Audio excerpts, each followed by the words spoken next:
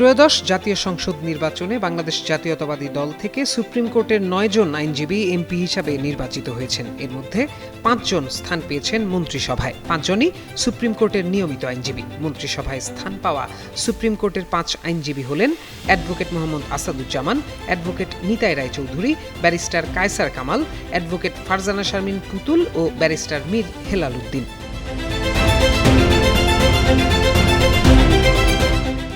মাগুরা ২ আসনের সংসদ সদস্য নিতাই রায়চৌধুরী সংস্কৃতি বিষয়ক মন্ত্রণালয়ের দায়িত্ব পেয়েছেন। তিনি বিএনপির ভাইস চেয়ারম্যান। ত্রয়োদশ জাতীয় সংসদ নির্বাচনে ধানের শীষ প্রতীকে তিনি ১,৪৬,৬৯৬ ভোট পেয়ে বিজয়ী হন।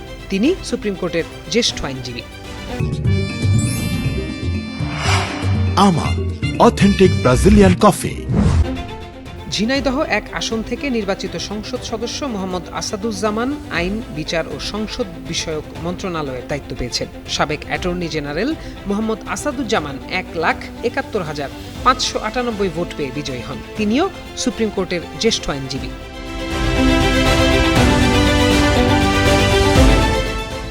নেত্রকোনা ১ আসনের সংসদ সদস্য ব্যারিস্টার কায়সার কামাল পেয়েছেন ভূমি মন্ত্রণালয়ের দায়িত্ব। জাতীয়তাবাদী আইনজীবী ফোরামের মহাসচিব ও বিএনপির আইন বিষয়ক সম্পাদক ব্যারিস্টার কায়সার কামাল ধানের শীষ প্রতীকে ১,৫৯,৭০১ ভোট পেয়ে বিজয়ী হন। তিনি সুপ্রিম কোর্টের জ্যেষ্ঠ আইনজীবী।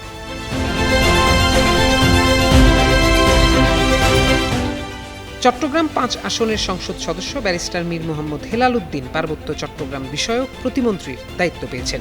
বিএনপির সহ সাংগঠনিক সম্পাদক তিনি।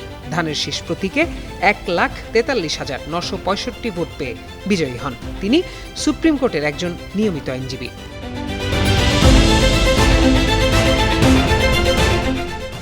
নাটোর ১ আসনের সংসদ সদস্য ব্যারিস্টার ফারজানা শারমিন পুতুল মহিলা, শিশু ও সমাজ কল্যাণ বিষয়ক মন্ত্রণালয়ের প্রতিমন্ত্রী হিসেবে দায়িত্ব পেয়েছেন। নাটোর ১ আসন থেকে নির্বাচিত বিএনপি নেত্রী ব্যারিস্টার ফারজানা শারমিন প্রতিমন্ত্রী হিসেবে শপথ নিয়েছেন। রাজশাহী ও রংপুর বিভাগের ১৬ জেলার ৭২টি সংসদীয় আসনের মধ্যে তিনি একমাত্র নারী সংসদ সদস্য হিসেবে নির্বাচিত হন।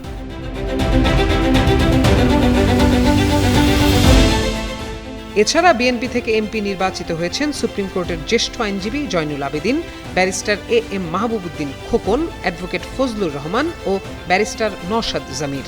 অন্যদিকে বাংলাদেশ জামায়াতে ইসলামী থেকে সংসদ সদস্য নির্বাচিত হয়েছেন ব্যারিস্টার নাজিবুর রহমান মোমেন, ব্যারিস্টার মীর আহমেদ বিন কাশেম আরমান ও ব্যারিস্টার মাহবুবুল আলম সালেহি। প্রত্যয় দাস, যুগান্তর নিউজ।